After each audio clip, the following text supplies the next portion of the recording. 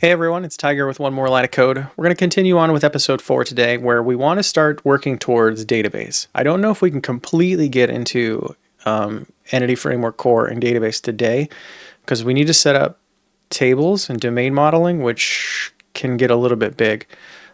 We need to do this right because, of course, data is a huge piece. So let's just get started, and if we have to do a part 2, we'll do a part 2. But let's jump into it so we're not wasting much of time listening to me ramble on about nothing. We'll open Rider, and obviously we'll grab Riome.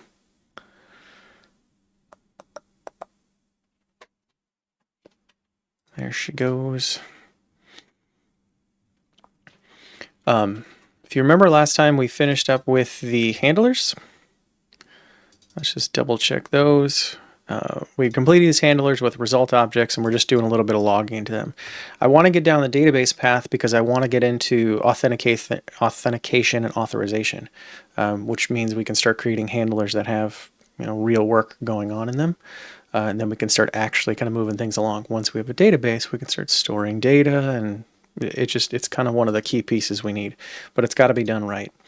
So most of today will be in the domain project. We may work on the persistence a little bit, but mostly we'll be in domain because we're going to be mostly data modeling. And I'd like to get into persistence actually hooking up the DbContext, but we'll see what happens. So in domain, I'm going to make 2 folders.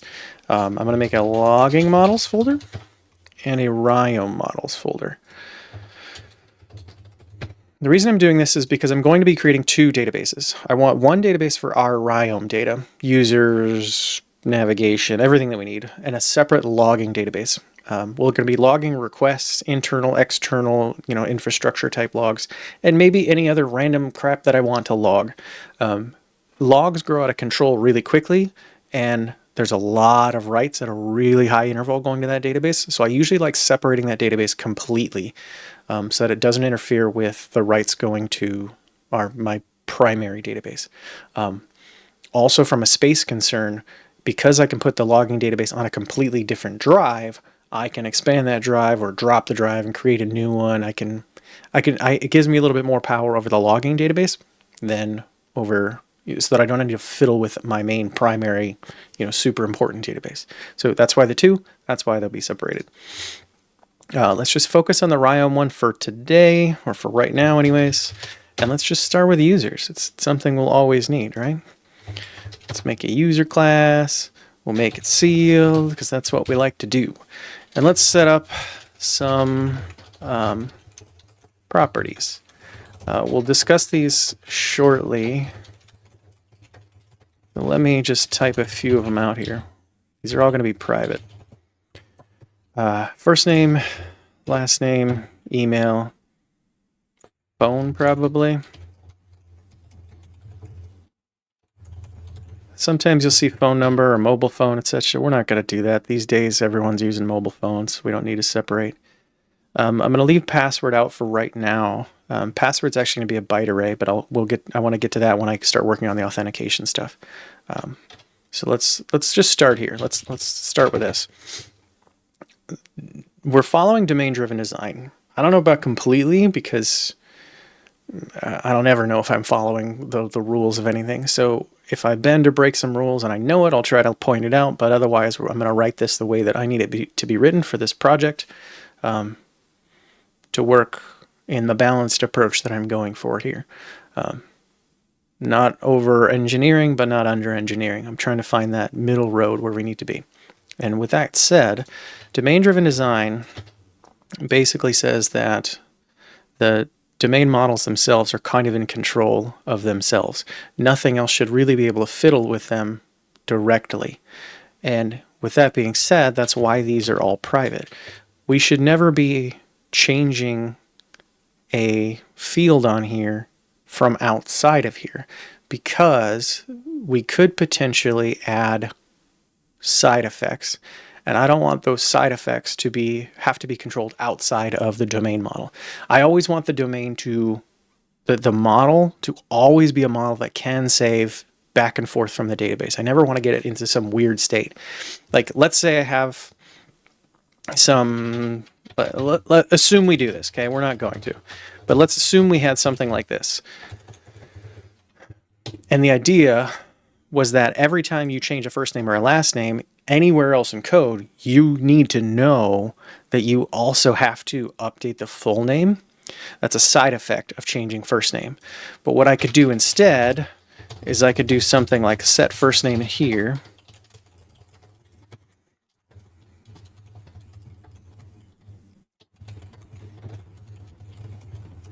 And then I can also just fire that side effect from right within here as a duplicate, and not a duplicate, but as a a built-in side effect. Now what I can do is anywhere else that calls set first name, they don't need to know that rule that, hey, you also have to change full name. Now this is, of course, not that great of an example, but there will be times like this. We're not going to be doing a full name setup because that's too easy to kind of handle. But any side effect of a property can be handled in this way. And especially in larger projects, this becomes outstandingly powerful.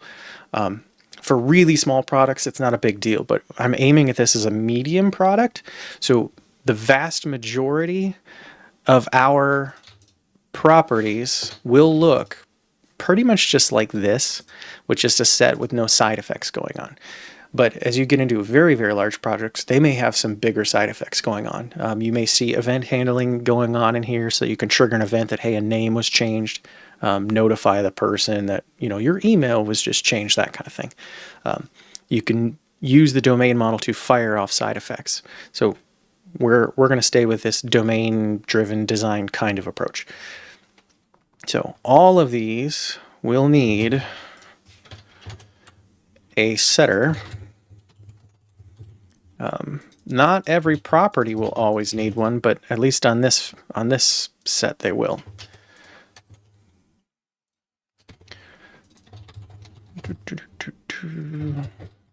So we're doing that quick. And then I suppose, to be nice, I'm going to require email. I want email to be unique. I'll show you that in a bit. But I'm not going to require first name and last name. Let's assume those are nullable, just so people can come in with just an email. I guess the same with phone. Let's not require phone right now. We may change our mind later, but let's go with that for now. Now with these all being private, how the heck do we instantiate this thing, right? Because I'm going to make a private user class too. I don't want the user class to even actually be created. First name, last name, email, phone, every property should be here. And then what I can do is I can group up all these results. I could do a couple things here. We'll discuss as I'm trying to write this. Set first. Oh, please auto that. That would be lovely. Set last. Yeah. So that saves me a little time. We could... I'm going to do it this way. I like this way, and we'll expand on this. Alternatively, for now, you could just do first name equals first name, last name equals like you always do, right? The reason I'm not doing that is because I want these to run through the sets, because we may have very basic, I would call it domain level validation, okay? Domain level validation as opposed to, I'll be doing some kind of top API level validation. It's more like contract level. I don't know what that's called. This is validation just to ensure that this can and will go into the database. So any validation here would usually be along the lines of like a string length. If I say first name cannot be more than 50 characters, I'm going to add that validation here. And again, that's one of those pieces I don't need to check anywhere else. They just need to know to always read the result when they're trying to set first name. So I have this private setter that sets up a user. How do I make a user? If this is private, all the setters are private. What I'm going to do is make a static create class, which returns a user and takes in all the same stuff.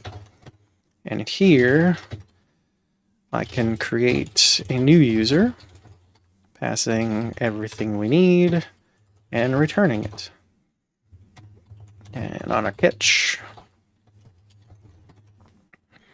I'm not going to return a user. Let's return a result user. Result success. Entity.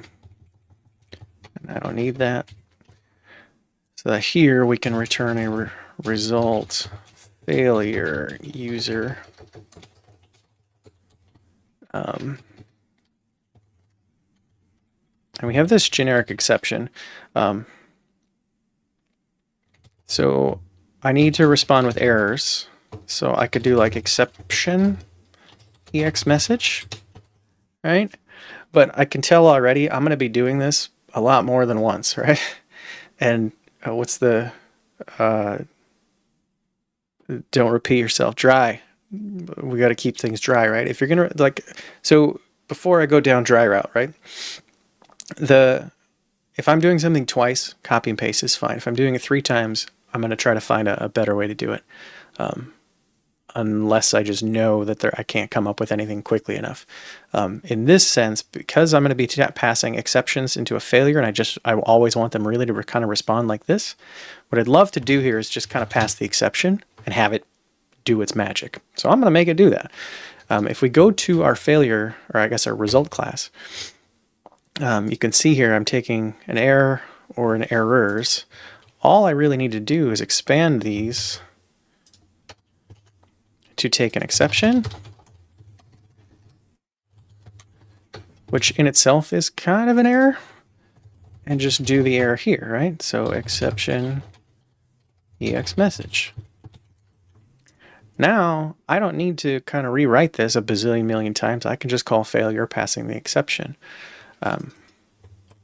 I don't know if I'll need the typed version, but I'm going to make it anyways, just so that it's here.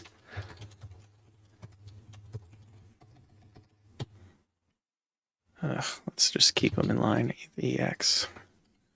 New error. Exception. Ex.message.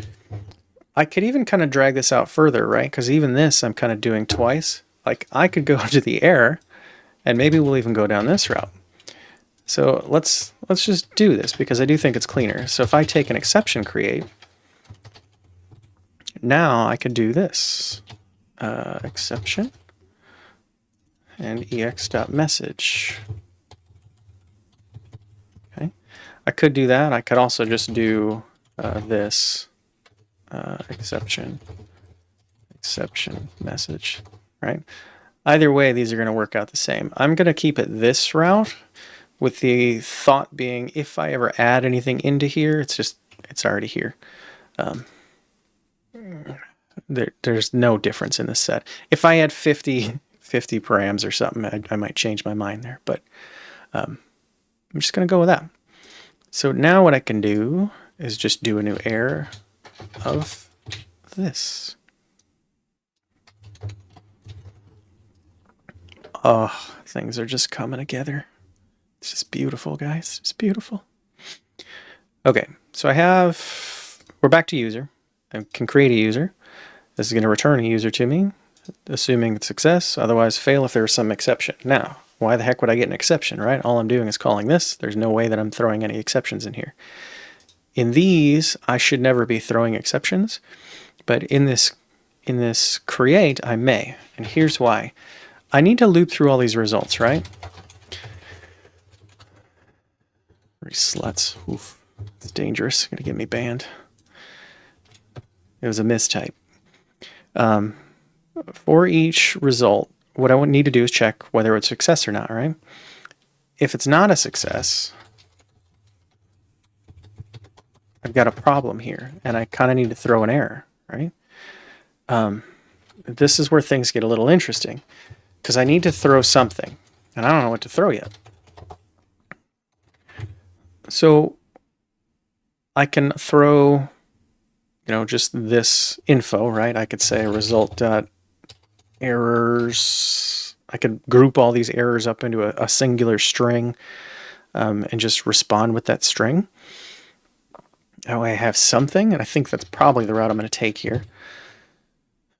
But I don't necessarily just want to respond with the one error either. I feel like I want to respond, if two of these failed, I really want both of them to kind of come out. So it's like I want to group both of them up.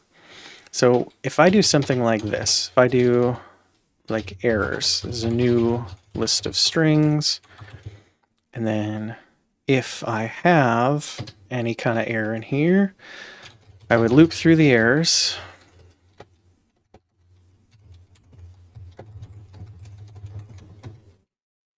And it's really kind of more of like I want to, like an errors code, right?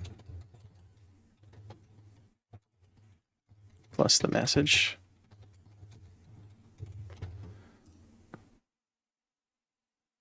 So now what happens is we go through every result. If it's a failed result, I should have at least one, but potentially more errors on it. If there's more than, whatever it is, go through those errors and throw them in this list of errors. And now at the end, I can say if there's any errors. Now I can throw some new exception. Okay. And in order to group all these errors into a string, all I need to do is join them. So this error string is really string.join with comma and a space separating them. Yep. So every single error will get combined, comma separated. And what we will do is we would spit that out as an error.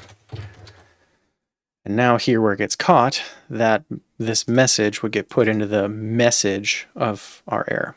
Okay.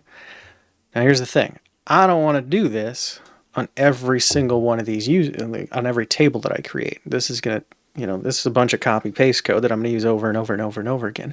So I really want to find a way to put this somewhere that I can reuse it. And I can think of a couple ways to do this. I see at least two spots here where I can kind of group things up. So this inner for each is one of them.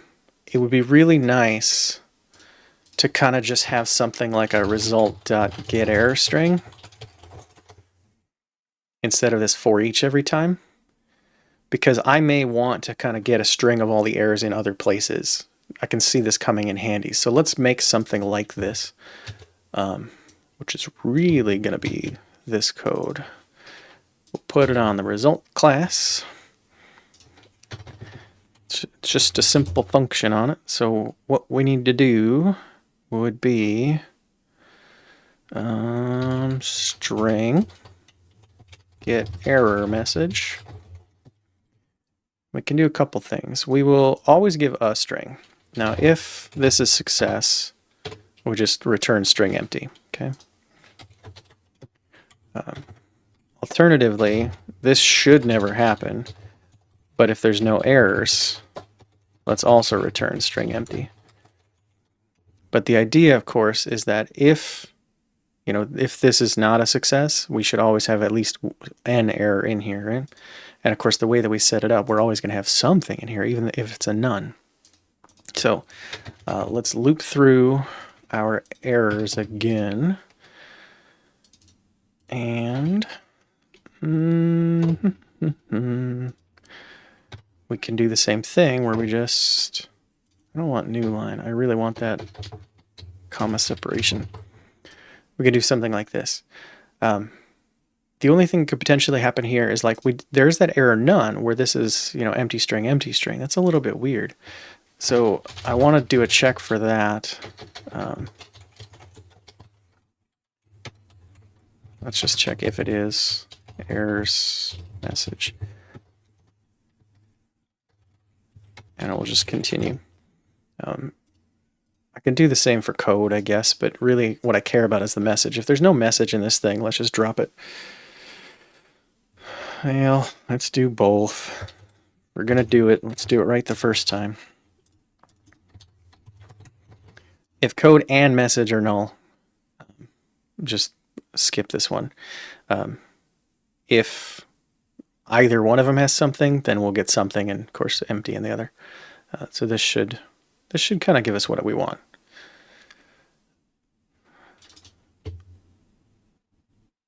Yeah.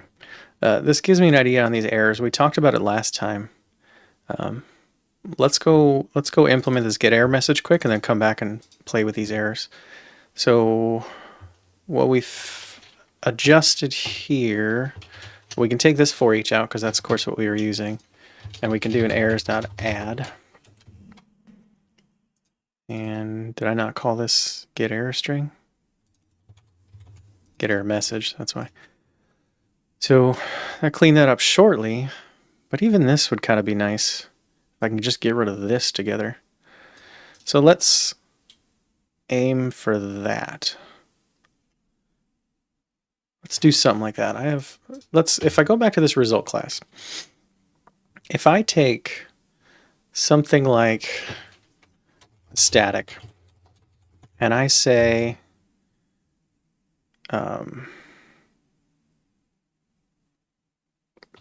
success, or like any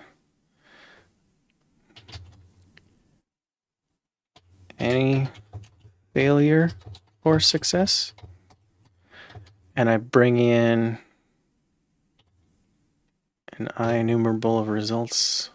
I don't know what that just did. Let's bring that down a line. That's definitely not what we want. Let's get rid of that. Nice try, but not quite. It's kind of like I want all failures or success. I don't know how to name this. I'm gonna go with any failure or success because I may end up coming up later with like a first failure or success. And the difference is really just in the result object itself. You'll see as we kind of go through this. Let's loop through these results. It's always easier for me if you just see the code, so I'm assuming you'll understand it better when we see this. If the result is not a success,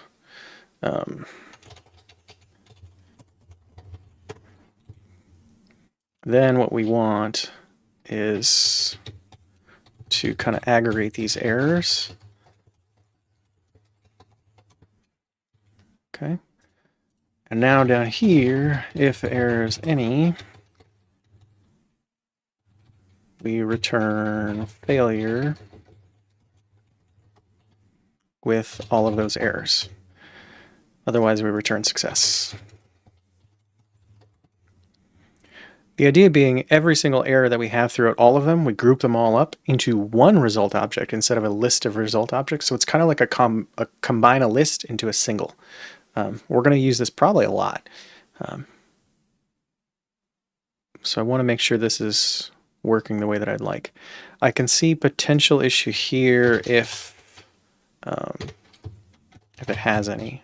It's not even any. I don't think it's any that we care about. It's more of an is null. It's not equal null. Let's, what do you call it, return early? I think that's the deal. Continue. Now this is giving me yellow, and it's because this should always be false, because errors is not nullable.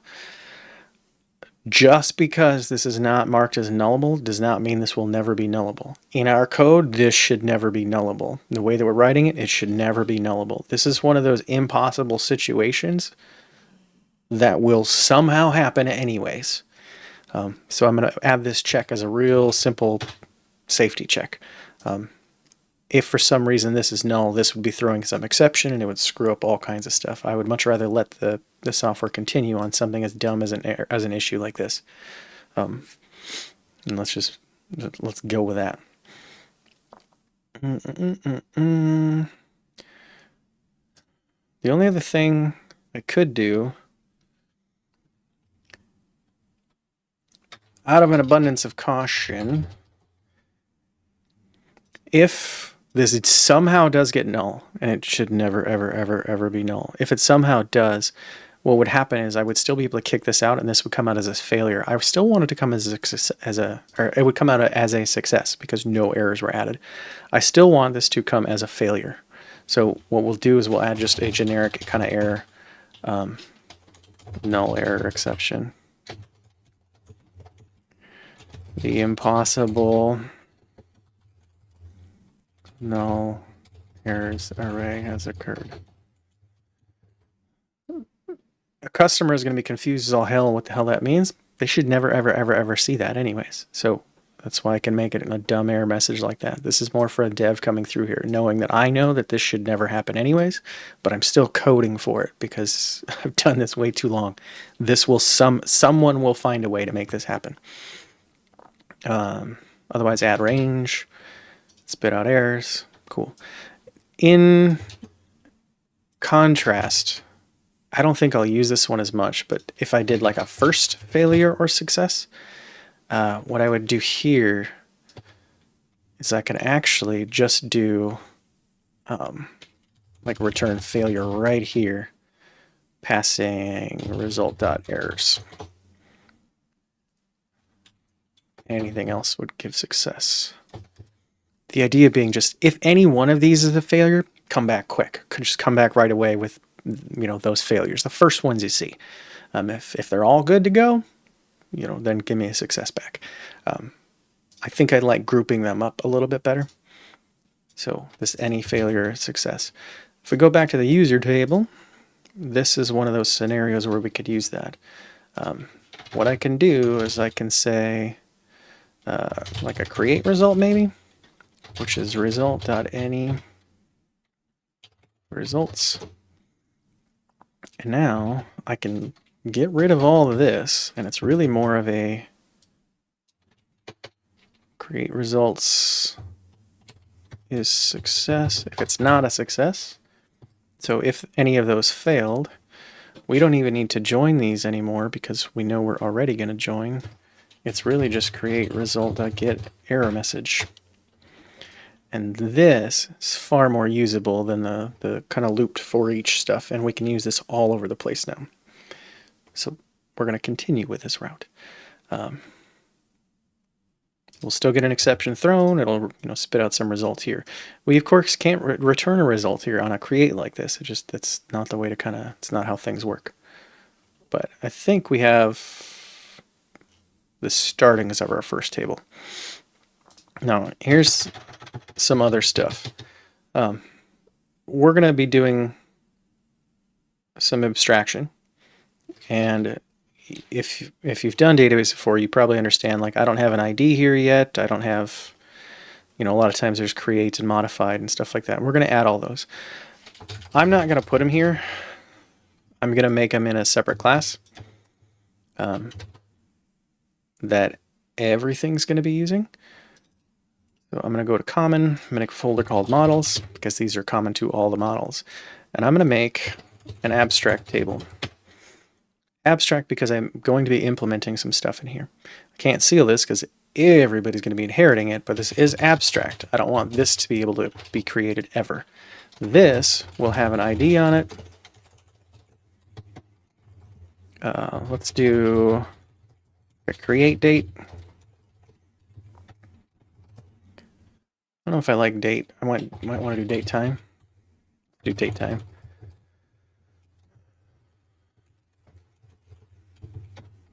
Let's do I can go with an is deleted.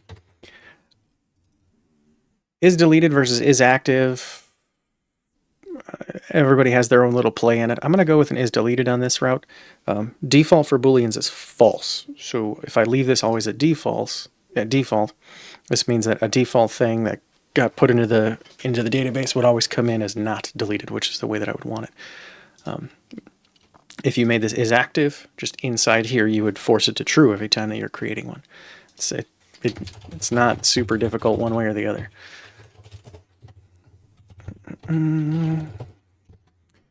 Those are all privates. I am going to make a protected class because only, this can never be created, so it's never going to have publics. I don't think I'm going to take anything, but what I am going to do, sort of that. I don't want now. I want UTC now.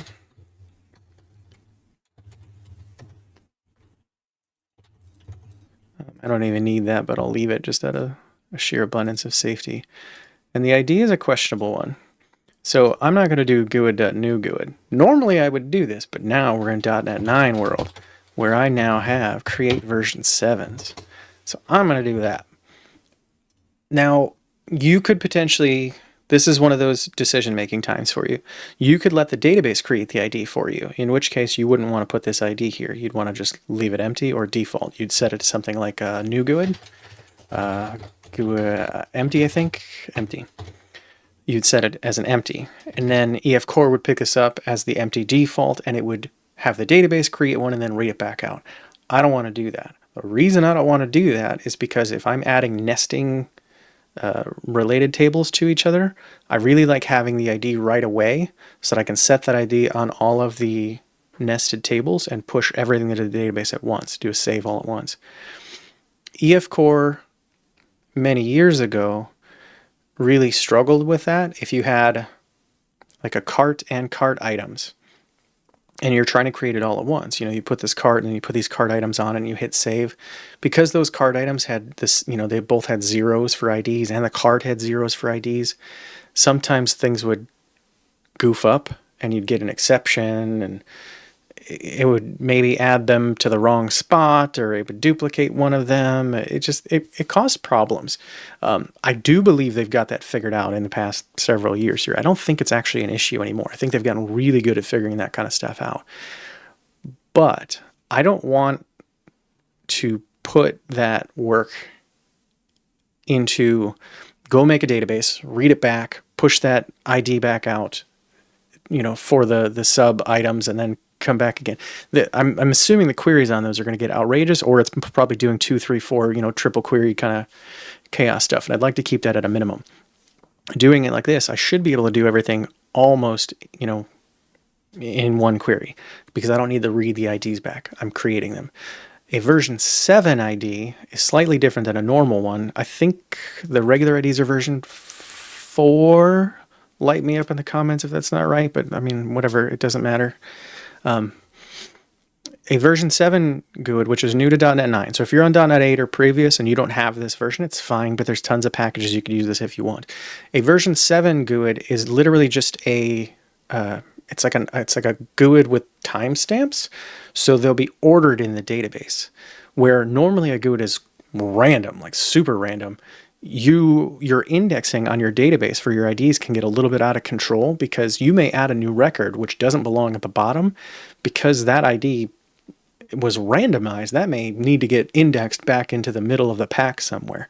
So the indexing took a little bit longer. I never had any trouble with it. I was never in the trillions and trillions of records. I had a few billions of tables and still didn't have any trouble with it.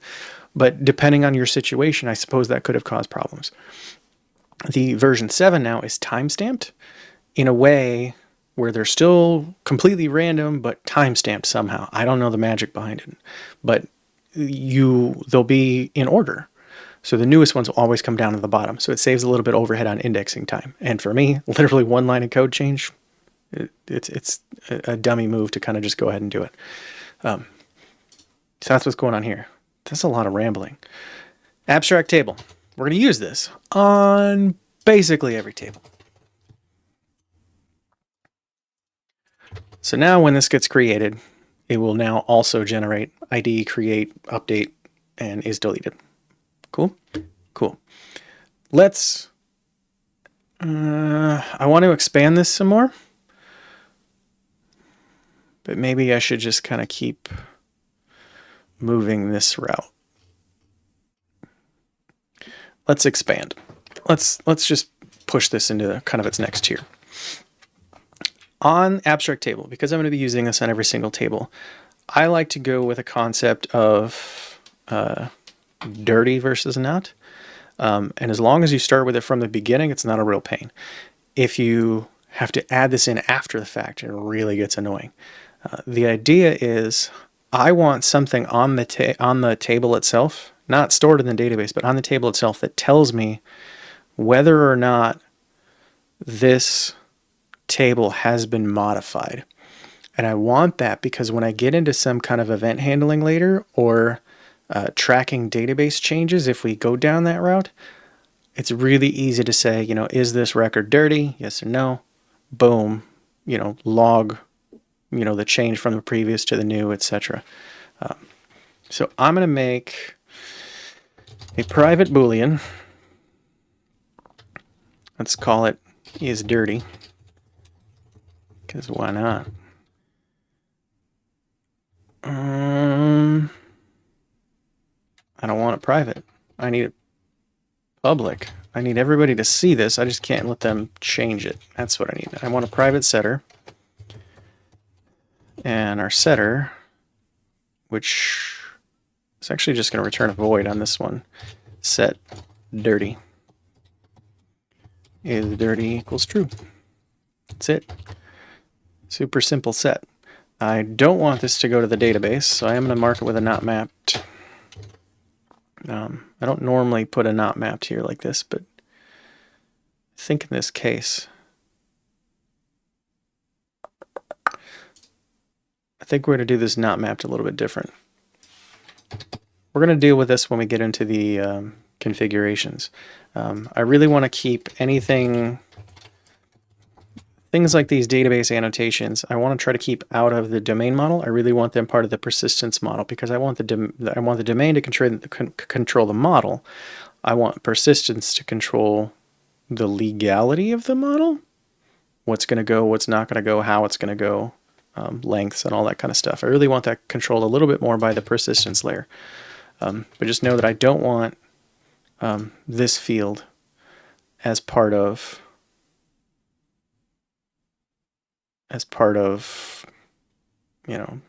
Entity Framework Core. I don't want it part of the table itself. The only other way I can think about doing it is actually making this private and doing something like this.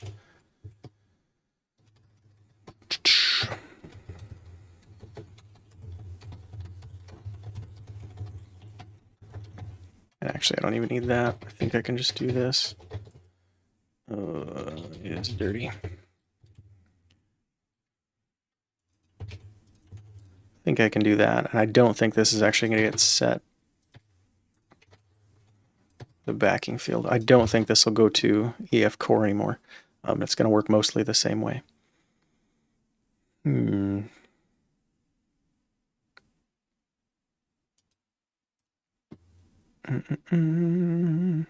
Okay. Let's stick with that for now. The change is here, so back in user. Anytime I'm doing a set, if I actually change this, now I just mark that I've changed something. And this is why it's a lot easier if you do this right when you're starting. Otherwise, you got to go through every single place where you're changing fields and modifying this. Okay. I have a user table. It's the best user table in the world. Let's see what we can do to implement this thing. I need to get database context in order to tie up this user table to. Once I get the database context, I need to test it in some way, which means I need to kind of start setting up my repositories. Let me set up my repositories. I can't set up a repository without database. We're going to set up database context. Let's go to database context. While I'm staring at this in this result, I talked about the errors thing a little bit ago. What I think I may want to do here is on my success, I was thinking about this. If you remember last time, I think I can run this. Let's try to run this. I believe this will build.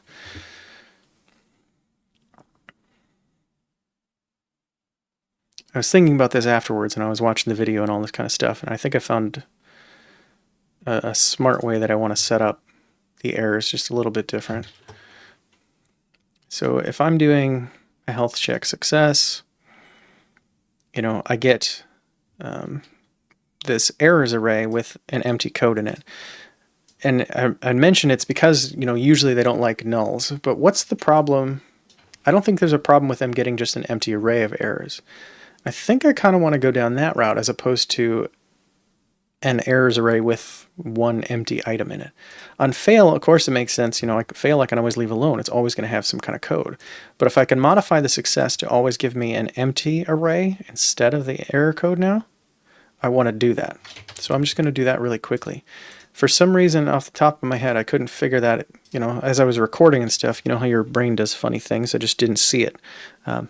Afterwards, I saw it. Instead of passing an error none, I can literally pass an empty array now because I have the array creation.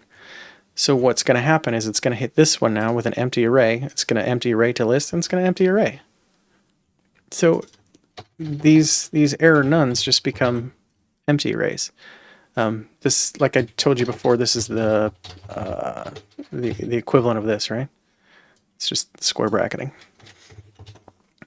And if I run this now, I think this is a little more in line with what front end people are going to want. Yeah. See, this looks cleaner to me, so I'm going to stay this route. And of course, here everything looks the same. I guess I'll run it again, but nothing changes. So. Cool. That's done. That was a side quest. Side quest. Let's get database. What time are we at?